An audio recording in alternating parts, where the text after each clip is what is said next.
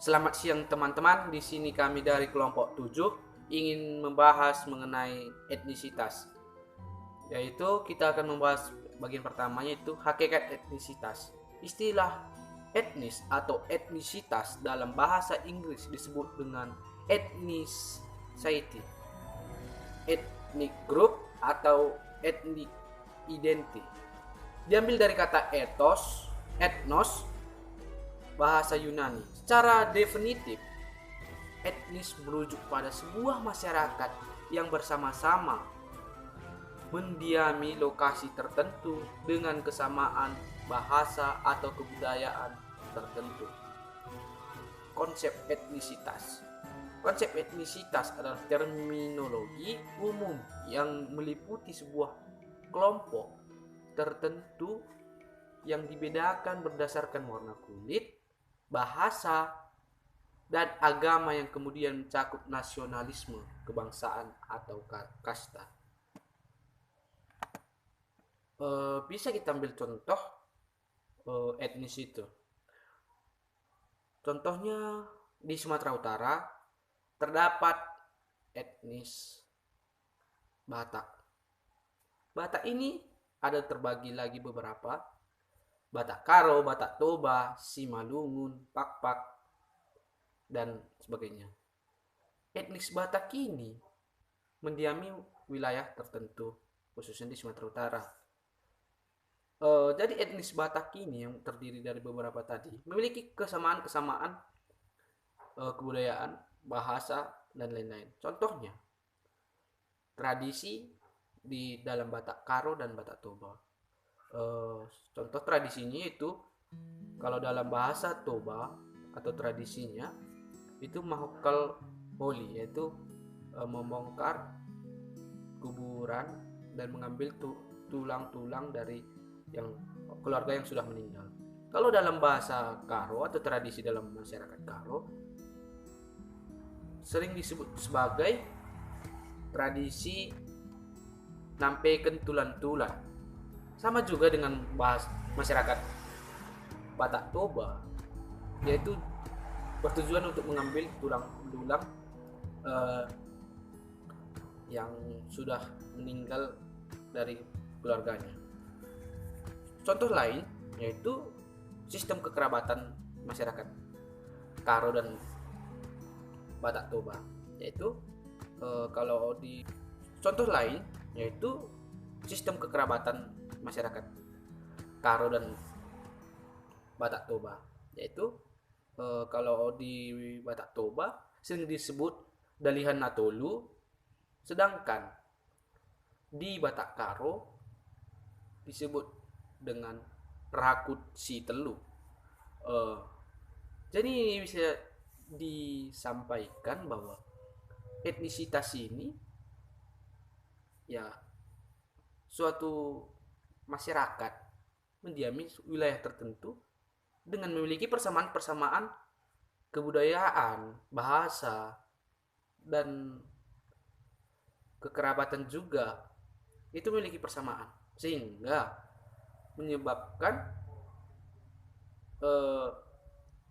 terbentuklah sebuah etnisitas, yaitu Batak. Yaitu kita selanjutnya menurut Radcliffe. Menurut Radcliffe, kelompok etnis mempunyai identitas kelompok yang sama dan kesamaan. Contoh, kekerabatan. Seperti yang saya sudah sampaikan tadi, yaitu pada masyarakat Batak Karo terdapat Rakut Si Telu. Pada masyarakat Batak Toba terdapat Dalihan Natolu.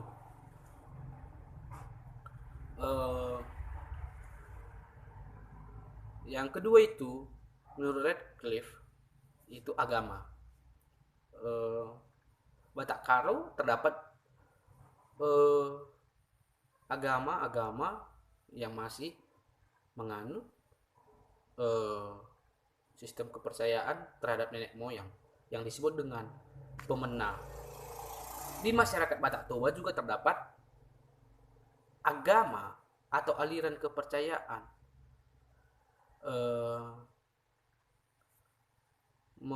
mempercayai nenek moyang, yaitu disebut sebagai parmalin. Bahasa ini juga terdapat kesamaan antara Batak Karo, Batak Toba. Hanya ada beberapa perbedaan, mungkin penyebutan. Contohnya dalam menghitung. Dalam bahasa Karo, sada, dua, telu, empat, lima, enam, pitu, waluh, siwah. Kalau dalam bahasa Batak Toba, dia ada penekanan sikit, itu sada, dua, tolu. Jadi terdapat persamaan dari kata satu, sada, dua, dua, tiga, telu, dalam bahasa Batak Toba, tolu. Jadi itulah persamaan-persamaan tadi dalam dari etnisitas. Dari perkumpulan kelompok itu terdapat identitas kelompok tersendiri yang memiliki persamaan-persamaan. Yang selanjutnya itu menurut Radcliffe, tampilan fisik. Tampilan fisik masyarakat Karo dan Toba memiliki persamaan. Yang kulit sawo matang, tidak terlalu tinggi sekali. Dan selanjutnya itu lokasi pemukiman kelompok. Di Sumatera Utara khususnya, lokasi pemukiman kelompok etnisitas ini tadi hampir memiliki persamaan. Contohnya pada suku Batak Karo kebanyakan tinggal di pegunungan, sekitar pegunungan. Sedangkan Batak Toba di dekat pegunungan, tapi dia lebih ke arah ke bukit gitu. Jadi sekian dari saya, terima kasih. Selanjutnya ini pandangan Leo Agustino. Yang pertama pandangan primordialistis, yang kedua pandangan instrumentalis, yang ketiga pandangan kontrafiktis. Makna dari konsep etnisitas itu sendiri dapat dilihat dari beberapa pandangan, seperti yang digunakan oleh Leo Agustino. Yang pertama itu ada pandangan primordialistis, yang cenderung menganggap etnisitas adalah sesuatu yang inheren dalam diri manusia, atau dengan kata lain, ras atau ciri-ciri biologi manusia dan etnisitas memiliki arti yang tumpang tindih. Yang kedua ada pandangan instrumentalis, berpendapat bahwa etnisitas sebagai alat yang digunakan oleh individu atau kelompok untuk mengejar suatu tujuan yang lebih besar yang biasanya dalam diri kelompok itu sendiri. Yang ketiga ada bentuk material pandangan kontrafiktis. Dalam pandangan ini, kesukuan tidak bersifat kaku atau sedemikian mudahnya diperalat oleh elit politik, pergaulan sosial, dan berbagai lapisan pengalaman. Selanjutnya itu ada melihat komposisi etnis di Indonesia menggunakan 3 dimensi. Yang pertama dimensi historis, yang kedua dimensi struktur sosial, dan yang ketiga dimensi interaksi antar kelompok. Untuk melihat komposisi etnis di Indonesia, kita bisa menggunakan 3 dimensi. Yang pertama dimensi historis, di mana dimensi ini kita bisa melihat mulai dari penjajahan Belanda, di mana peran penting kolonial Belanda menciptakan negara dengan sistem birokrasi dan model yang tepat untuk hubungan birokrasi pusat dan daerah, meskipun modelnya tidak begitu tepat untuk negara kepulauan seperti Indonesia. Yang kedua dominisi struktural sosial etnis, yang dilihat dengan mengaitkan antara peran pemerintah dan negara dalam mengatur hubungan antar etnis. Yang ketiga itu ada dimensi interaksi kelompok. Etnisitas dilihat dalam konteks konflik sosial yang terdiri dari konflik komunal, yaitu konflik etnis atau agama antar pribumi dan pendatang, di mana konflik komunal ini secara terminologis yaitu perselisihan, pertengkaran, dan peperangan yang melibatkan kelompok dengan kelompok karena ada suatu hal yang diperjuangkan baik secara material dan non-material. Contohnya yaitu seperti konflik komunal berdasarkan etnis seperti Cina versus pribumi, dan konflik komunal berdasarkan suku seperti Dayak versus Madura. Yang kedua yang B-nya yaitu gerakan separatis, yaitu antar kelompok etnis dengan negara atau kelompok etnis yang dominan. Selanjutnya itu ada penyebab konflik etnisitas menurut Daniel Byman. Menurut Daniel Byman setidaknya ada 3 teori penyebab konflik etnisitas. Yang pertama itu ada perlindungan status, yaitu konflik etnis muncul sebagai konsekuensi atau hasil kekuatan kelompok terhadap dominasi kelompok lain, baik secara material maupun budaya, sehingga kelompok berperang mempertahankan status karena merasa sebagai sub dari kelompok lain. Yang kedua itu ada ambisi hegemonik, yaitu suatu kelompok yang berkuasa tidak cukup puas dan bertahannya nilai-nilai budaya dan intuisi mereka saja, tetapi mereka menginginkan menjadi dominan kelompok yang ingin berkuasa dan seringkali menuntut perlakuan tertentu dari pemerintah, seperti menjadikan bahasa mereka menjadi bahasa resmi, agama mereka agama resmi, dan yang lainnya. Contohnya ingin mendirikan negara sendiri. Yang ketiga itu ada aspirasi kaum elit, yaitu adanya ambisi dari kelompok elit untuk membentuk dan mendapatkan serta mempertahankan kekuasaan dengan bermain pada isu-isu kekuatan, kebencian, dan ambisi kelompok etnik. Contohnya itu gerakan G30 PKI. Selanjutnya itu ada pola pembentukan identitas nasional menurut David Brown. Nah, di sini menyangkut hubungan keberagaman etnik dan integritas nasional, yang dimana keberagaman etnik yang ada di Indonesia dapat menjadikan suatu permasalahan atau dampak yang negatif terhadap integrasi nasional, yaitu dapat dilihat dari pola pembentukan identitas nasional yang menurut David Brown. Yang pertama itu ada etnokultural nasionalisme yang mencerminkan bahwa keseluruhan status dan keanggotaan dalam komunitas bangsa hanya diberikan pada mereka yang memiliki atribut etnik tertentu yang dianggap dominan, dan mereka yang dianggap mewarisi kelompok etnik yang dominan akan mendapat status yang lebih tinggi. Yang kedua itu ada multural nasionalisme, yaitu nasionalisme yang dibangun berdasarkan perbedaan budaya masing-masing kelompok pembentuknya. Dalam pembentukan pemerintahan yang otoriter, pemerintah menciptakan intuisi-intuisi yang dapat melegitimasi setiap identitas kelompok etnik yang berbeda-beda, yang dilakukan untuk memfasilitasi pemusatan kekuasaan elit politik dan untuk melemahkan dan melibatkan elit kelompok minoritas. Yang ketiga itu ada civic nasionalisme.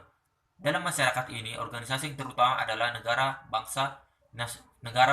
Nasionalisme dibangun tidak berdasarkan kesadaran etnisitas, tapi kepada nilai-nilai universal. Setiap warga negara diberikan status yang sama dan setara tanpa melibatkan atribut-atribut etnik, dengan satu kondisi di mana mereka memberikan loyalitas terhadap intuisi publik di suatu komunitas, wilayah, atau negara. Etnis dengan negara atau kelompok etnis yang dominan. Selanjutnya itu ada penyebab konflik etnisitas menurut Daniel Byman.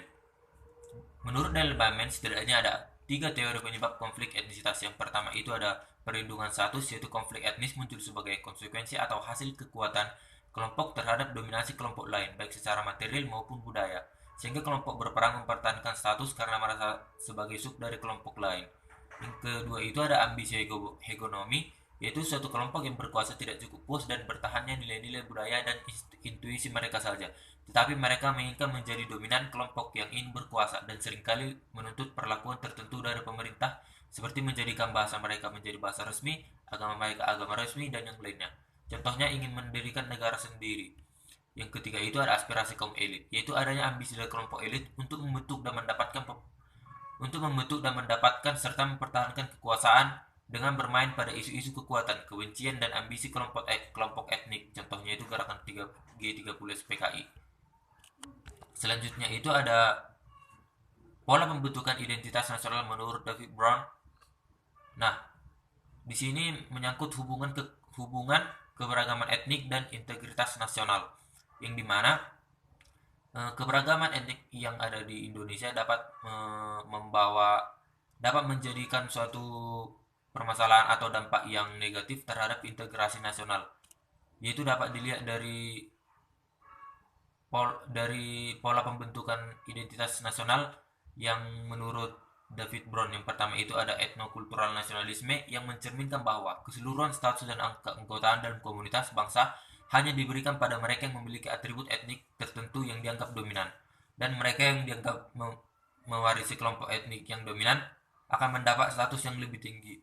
Yang kedua itu ada multural nasionalisme, yaitu nasionalisme yang dibangun berdasarkan perbedaan budaya masing-masing kelompok pembentuknya.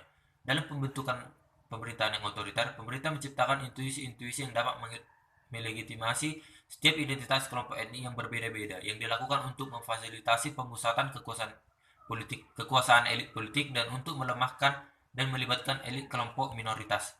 Yang ketiga itu ada civic nasionalisme. Dalam masyarakat ini, organisasi yang terutama adalah negara bangsa. Nasionalisme dibangun tidak berdasarkan kesadaran etnisitas, tapi kepada nilai-nilai universal.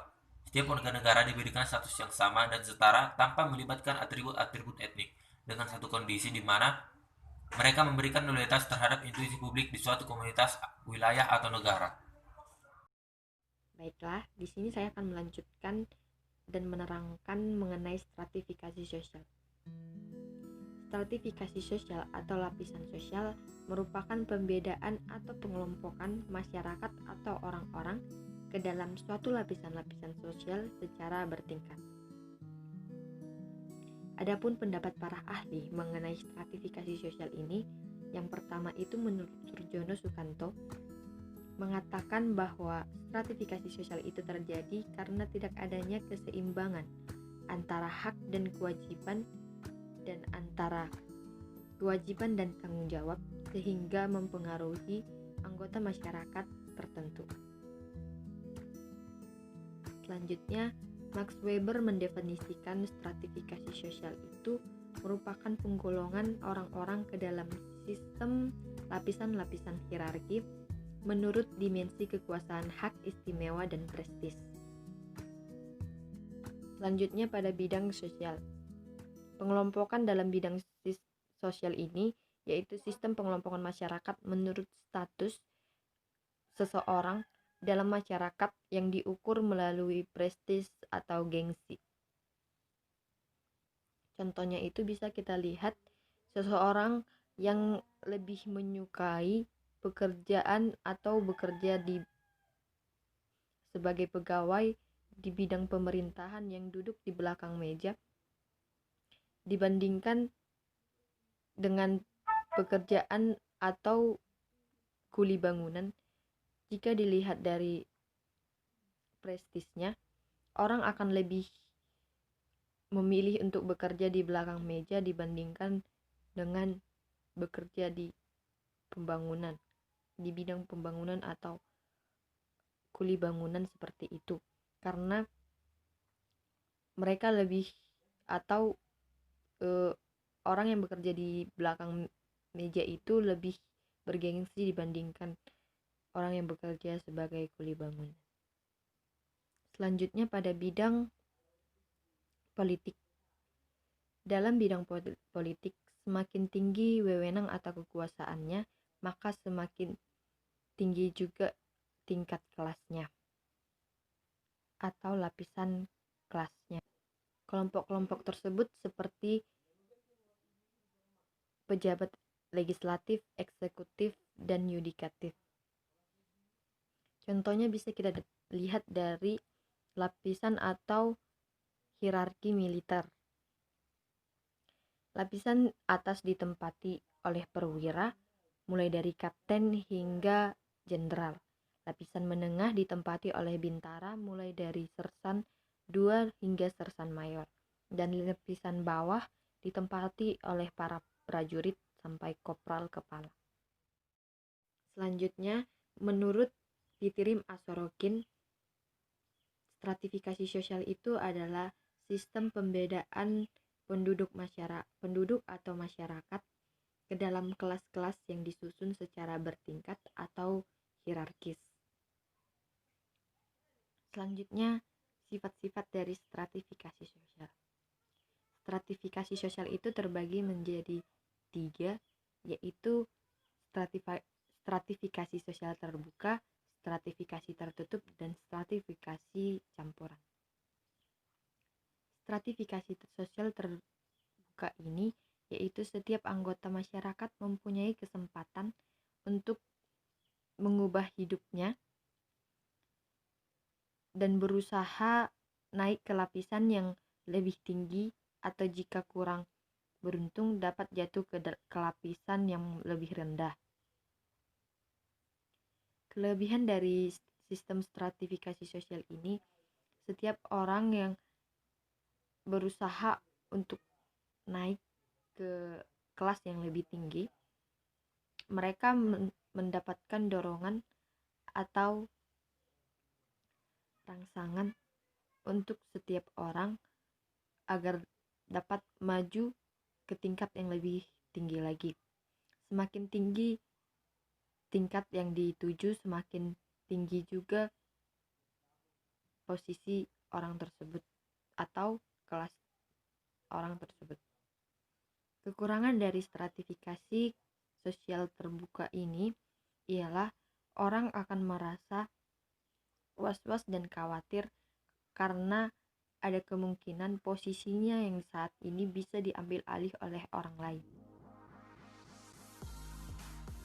Contohnya bisa kita lihat di dunia perbisnisan.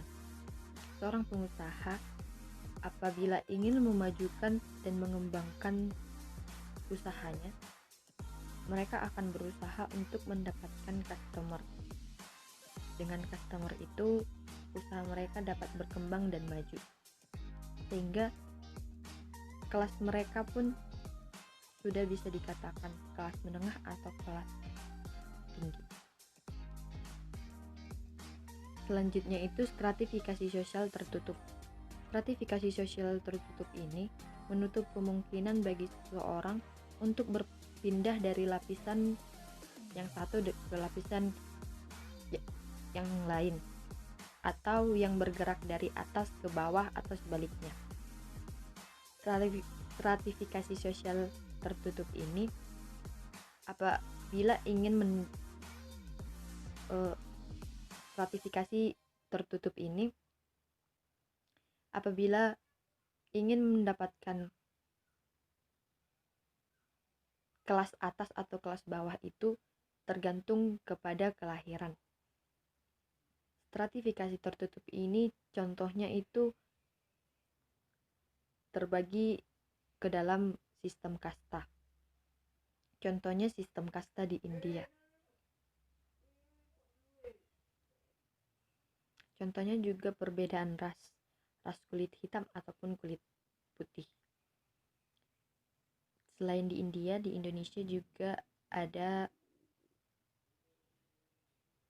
di Bali, yaitu kaum Brahmana atau contoh dari stratifikasi sosial tertutup ini itu bisa terjadi pada sistem kasta atau perbedaan ras dan lain sebagainya. Selanjutnya itu stratifikasi sosial campuran. Stratifikasi sosial campuran ini yaitu gabungan dari stratifikasi terbuka dan stratifikasi sosial tertutup. Contohnya itu apabila kaum Brahmana yang berpindah ke Jakarta atau ke daerah lain, status mereka akan berubah dan mereka akan mengikuti ketentuan yang berlaku di daerah tersebut. Dan pemberlakuannya terhadap kaum Brahmana ini pun akan berbeda. Tidak akan sama di tempat asalnya dengan di tempat dia yang saat itu. Selanjutnya fungsi dari stratifikasi sosial.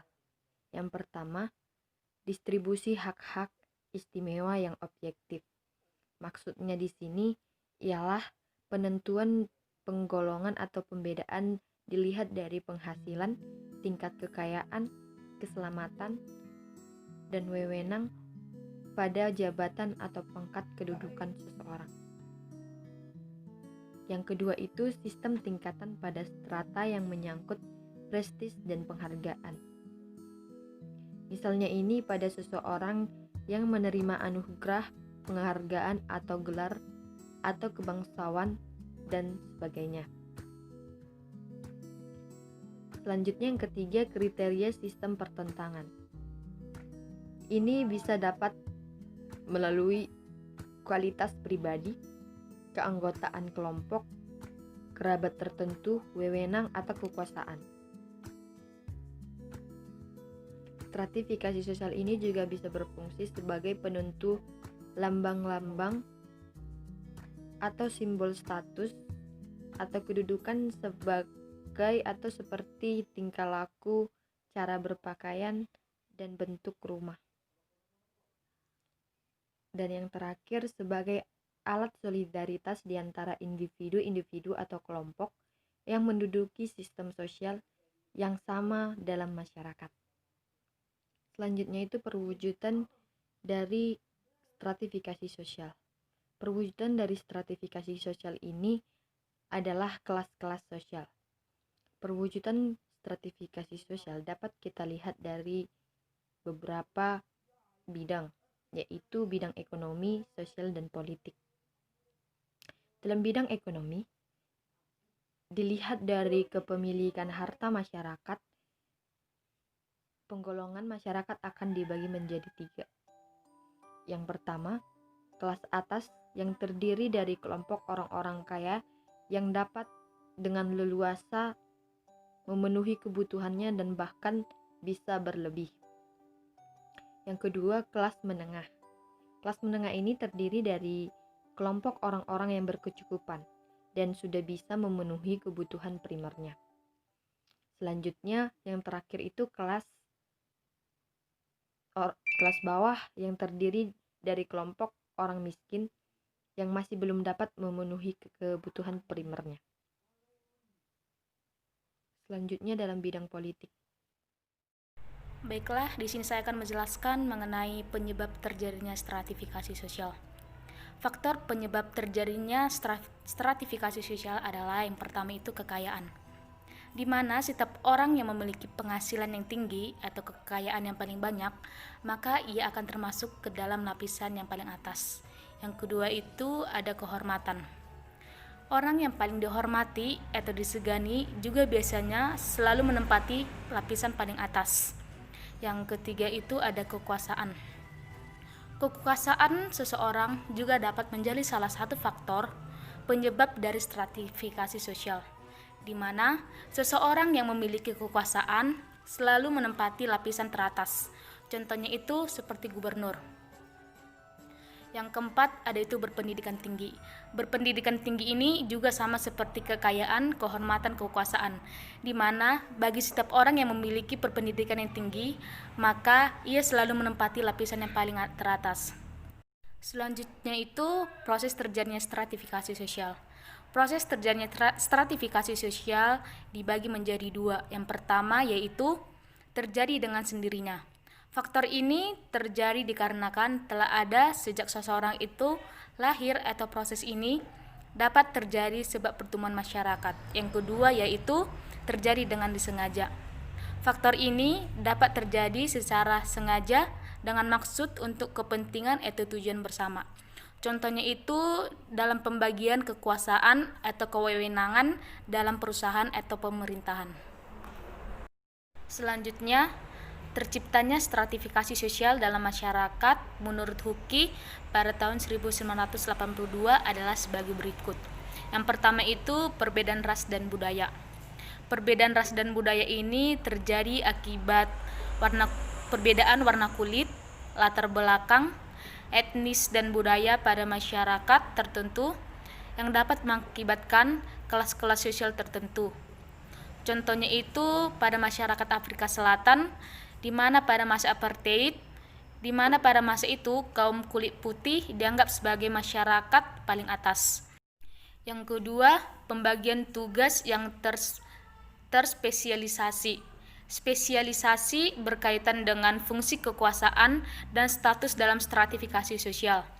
Perbedaan posisi atau status anggota masyarakat berdasarkan kerja ini terdapat dalam setiap masyarakat, baik pada masyarakat primitif maupun pada masyarakat yang sudah maju. Yang terakhir adalah kelangkaan. Stratifikasi lambat laun terjadi karena alokasi hak dan kekuasaan yang jarang atau langka. Kelangkaan ini terasa bila masyarakat mulai membedakan posisi, alat-alat kekuasaan, dan fungsi-fungsi yang ada dalam waktu yang sama. Kondisi yang mengandung perbedaan hak dan kesempatan di antara para anggota masyarakat dapat menciptakan stratifikasi sosial. Selanjutnya, saya akan menjelaskan sistem stratifikasi sosial dalam masyarakat feodal. Pola dasar masyarakat feodal adalah sebagai berikut. Yang pertama itu, raja dan kaum bangsawan merupakan pusat kekuasaan yang harus ditaati dan dihormati oleh rakyatnya. karena raja mempunyai hak istimewa. Yang kedua, raja dan kaum bangsawan merupakan pusat kekuasaan yang harus ditaati dan dihormati oleh rakyatnya, karena raja mempunyai hak istimewa. Yang ketiga, adanya pola ketergantungan dan patrimonialistik, yang artinya kaum feodal merupakan tokoh panutan yang harus disegani, sedangkan rakyat harus hidup menghamba dan selalu dalam posisi dirugikan. Yang keempat itu, terdapat pola hubungan antar kelompok yang diskriminatif, yaitu kaum feodal memperlakukan bawahan secara tidak adil dan cenderung sewenang-wenang.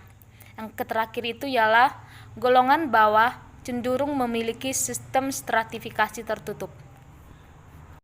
Secara umum, masyarakat Surakarta dan Yogyakarta masih menganut sistem feodal, walaupun tidak sekental pada masa penjajahan Belanda.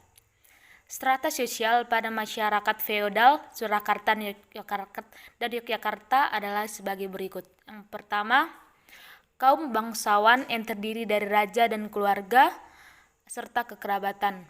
Yang kedua, golongan priyayi, yaitu pegawai kerajaan yang terdiri dari orang-orang yang berpendidikan atau memiliki kemampuan khusus untuk kerajaan. Strata ini tidak berasal dari keturunan raja. Yang ketiga, golongan wong cilik, yaitu rakyat jelata yang hidup mengabdi untuk raja, misalnya petani, nelayan, dan pedagang. Perkenalkan, nama saya Febrianti Subagariang, saya kelas A reguler 2019. Di sini saya akan menjelaskan mengenai dasar stratifikasi sosial. Dasar stratifikasi sosial itu terbagi menjadi 4. Yang pertama, kekayaan. Di sini masyarakat akan lebih menghormati orang yang memiliki kekayaan daripada orang yang tidak memiliki kekayaan, atau mereka menempatkan seseorang itu pada sudut pandang ekonomi. Jika mereka memiliki ekonomi yang lebih baik, maka mereka akan menempatkan masyarakat itu pada kedudukan kelas atas, dan yang tidak memiliki perekonomian atau memiliki perekonomian rendah itu pada kelas bawah. Yang kedua itu dasar pendidikan. Semakin tinggi pendidikan masyarakat, maka semakin tinggi juga kedudukan kelas sosialnya. Kedudukan kelas sosial ini dapat dilihat melalui pendidikan SD, SMP, atau SMA-nya. Yang ketiga adalah dasar kehormatan. Dapat ditemui dalam masyarakat yang masih menjunjung tinggi sistem tradisional. Biasanya mereka merupakan golongan tua atau mereka yang pernah berjasa pada masa lampau atau dalam kesehariannya. Contohnya ini yaitu penatua adat yang ada di desa masing-masing. Yang keempat itu kekuasaan. Masyarakat yang memiliki kekuasaan terbesar, maka dialah yang memiliki kedudukan sosial. Jika masyarakat itu memiliki kekuasaan yang rendah atau sedikit, maka masyarakat itu dianggap tidak memiliki kedudukan sosial atau kedudukan sosialnya rendah. Selanjutnya mengenai bentuk stratifikasi sosial. Bentuk stratifikasi sosial terbagi menjadi 3. Yang pertama itu sistem kasta. Sistem kasta merupakan sebuah sistem di mana orang dilahirkan ke dalam status sosial dan tetap di dalamnya seumur hidup mereka.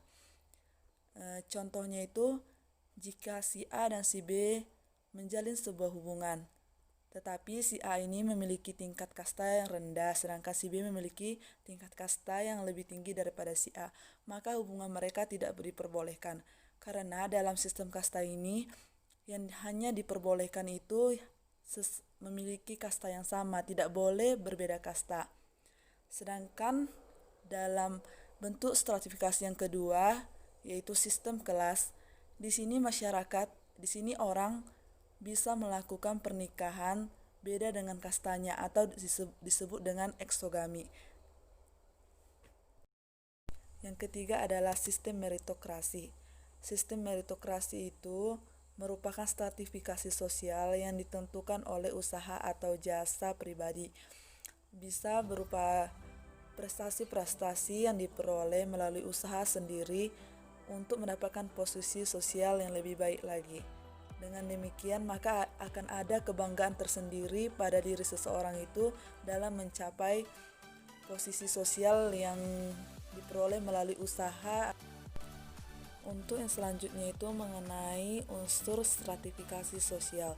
Stratifikasi sosial terbagi menjadi dua unsur. Yang pertama itu kedudukan atau status. Status sosial menurut Ralph Linton adalah sekumpulan hak dan kewajiban yang dimiliki seseorang dalam masyarakatnya. Ada 3 macam status sosial. Yang pertama itu atribut status. Atribut status itu merupakan tipe status yang didapat sejak lahir, seperti ras, keturunan, kasta, golongan, usia, suku, dan lain sebagainya. Contohnya itu kedudukan seorang bangsawan adalah bangsawan pula, atau kedudukan laki-laki lebih tinggi daripada perempuan. Yang kedua, atribut status merupakan status sosial yang didapat seseorang itu karena kerja keras dan usaha yang dilakukannya. Contohnya itu seperti harta kekayaan, pendidikan, pekerjaan. Dan contoh dari status pekerjaan itu misalnya seperti dokter, polisi, dosen, buruh, dan lain sebagainya. Sangat menentukan status seseorang dalam masyarakat. Yang ketiga adalah assigned status, merupakan status sosial yang diperoleh seseorang itu dalam lingkungan masyarakat, yang bukan didapat dari sejak lahir tetapi diberikan karena usaha atau kepercayaan masyarakat. Contohnya itu seseorang yang dijadikan kepala suku, ketua adat, sesepuh, dan sebagainya. Unsur stratifikasi yang kedua itu peranan atau role. Berdasarkan cara memperolehnya, peranan itu dibedakan menjadi 2. Yang pertama, peranan bawaan atau aggregate roles, yang merupakan peranan diperoleh itu secara otomatis, tidak dengan usaha sendiri. Misalnya peranan menjadi nenek, orang tua, atau anak. Sedangkan yang kedua itu peranan pilihan atau active roles, merupakan peranan yang diperoleh atas keputusannya sendiri. Misalnya itu memutuskan untuk memilih jurusan pendidikan antropologi di Universitas Negeri Medan.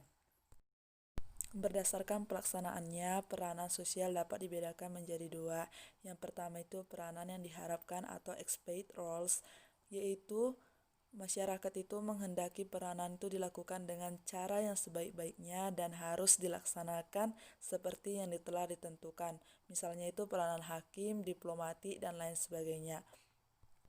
Yang kedua itu peranan yang disesuaikan atau actual roles, merupakan peranan yang dapat disesuaikan dengan kondisi dan situasi, dan pelaksanaan ini juga bersifat dinamis. Fungsi peranan yang pertama itu memberi arah pada proses sosialisasi. Di sini akan terjadi pembagian peran agar proses sosialisasi itu bisa berjalan dengan baik. Semua orang itu mendapatkan peran. Jadi yang kedua itu pewaris tradisi, kepercayaan, nilai, dan pengetahuan. Yang mendapat peran di sini misalnya itu orang tua. Orang tua itu berperan untuk memberitahukan kepada anak-anak mereka mengenai tradisi, kepercayaan, dan nilai-nilai yang mereka anut. Yang ketiga itu dapat mempersatukan kelompok atau masyarakat. Yang keempat itu menghidupkan sistem pengendali dan kontrol sehingga dapat melestarikan kehidupan masyarakat.